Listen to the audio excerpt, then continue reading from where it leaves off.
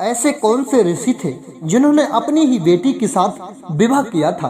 प्रिय दोस्तों, आइए जानते हैं। प्रिय दोस्तों, हमारे इतिहास में कई ऐसी घटनाएं हैं जो लोगों को आज भी नहीं पता है।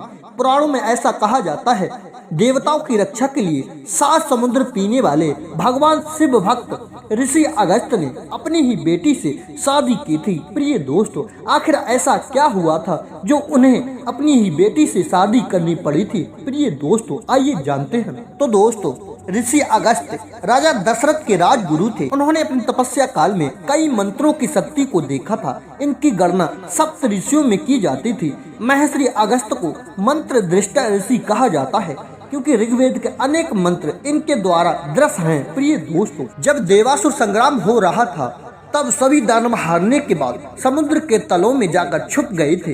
तभी भगवान शिव जी की आज्ञा पाकर अगस्त्य ऋषि ने ही 7 समुद्र का जल पी लिया था। उसके बाद सभी राक्षसों का संहार हुआ था। प्रिय दोस्तों, एक दिन अगस्त्य ने अपने तपोबल से सर्वगुण संपन्न नवजात कन्या का निर्माण किया। इस कन्या का नाम लोपामुद्रा रखा गया। लेकिन जब उन्हें ये पता चला कि विदर्भ का राजा संतान प्राप्ति के लिए तप कर रहा है तो उन्होंने अपनी ही बेटी को उसे गोद दे दिया।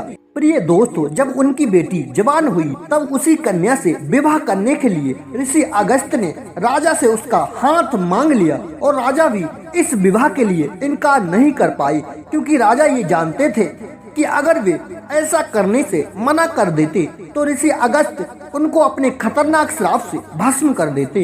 इसलिए राजा ने ऋषि अगस्त्य से इनकार नहीं किया था। प्रिय दोस्तों, फिर ऋषि अगस्त्य ने अपनी पत्नी लोपामुद्रा की पूर्ण सहमति से शादी की। बाद में 2 संतानों को जन्म दिया था। प्रिय दोस्तों, तब ऋषि अगस्त्य ने अपनी पत्नी लोपामुद्रा से 2 संतानों को जन्म दिया था, जिसमें एक संतान का नाम भृंगी ऋषि था जो शिव के परम भक्त थे और वहीं दूसरी संतान का नाम अच्युता था।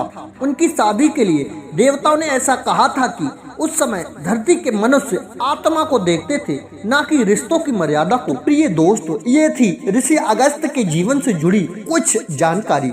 प्रिय दोस्तों, अगर आपको ये कहानी अच्छी लगी हो तो इसे शेयर जरूर करें और हमारे YouTube चैनल संसार दर्पण ज्ञान को सब्सक्राइब जरूर करें। सभी मित्रों को जय श्री कृष्णा, जय श्री राधे।